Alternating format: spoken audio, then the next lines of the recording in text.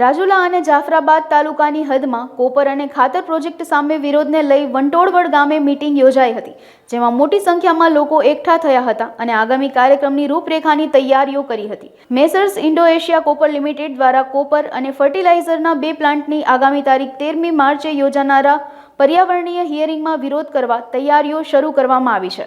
આજે જે copper company આવે છે ને, જે અમારા ગામ રાજુલા તાલુકાના વડ ગામ, મારું નામ વિક્રમભાઈ ધાખડા અને અહીંનો રાજુલા તાલુકાનો ભારતીય કિસાન સંઘનો તાલુકા પ્રમુખ છું. મારી જવાબદારી છે. અને કોપર કંપની એકદમ નજીક રાજુલા અને જાફરાબાદ એ બેયના એકદમ બોર્ડર ઉપર આવે છે.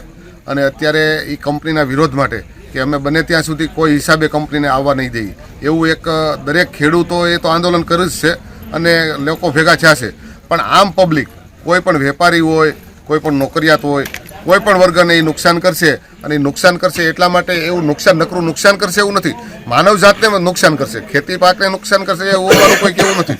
માનવ જાતને નુકસાન કરશે એટલા માટે બંધ રાખવા માટે એની પબ્લિક હિયરિંગ જ ન થાય અને એટલા માટે લોકો બધા ભેગા થયા છે. અને જે કાંઈ કરવું પડશે એ અત્યારે બધા ખેડૂતો એવા તૈયાર છે કે કિસાન સંઘને સાથે રાખી અને અમે કામ કરવાના છીએ. એટલે અમે લોકોએ એવું કીધું છે કે કોઈ પણ હિસાબે કંપની બંધ રહી અને લોકોને કોઈ આવી રીતના રોગશાળાના ભવડામાં ન આવે અને આવતા દિવસોમાં કંપની જો આવી જાય તો એને બને ત્યાં સુધી જો સ્ક્રીનના રોગો, પછી કિડનીના રોગો, હૃદયના, શ્વાસ, દમ, પછી એટેક, કેન્સર એવા બહુ ઝાઝા રોગો થાય એવો એક શક્યતા છે.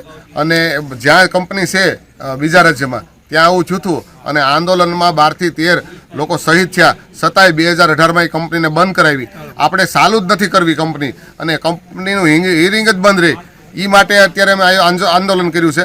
જો બંધ જ કરવાની પછી વાત જ ન રહે. અને બંધ કરવાની અત્યારે આ ફળદ્રુપ જમીન અને આટલો બધો એકદમ માનવ વસ્તી છે તો પછી આને રણમાં નખાય. આ કંપનીને અહીંયા ન લાવવાની નથી જરૂર, છતાંય શું કામ લાવે છે ખબર નથી.